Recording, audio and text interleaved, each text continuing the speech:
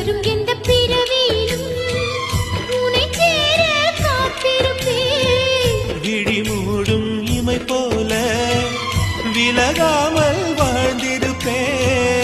உன்னைப் போல தெய்வமில்ல, உள்ளம் போல கோவிலில்ல.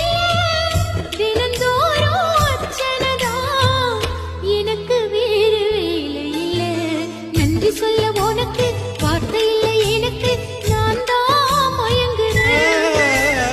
உன்னுடைய மனசும் என்னுடைய மனசும் ஒன்றாய் சங்கமம்.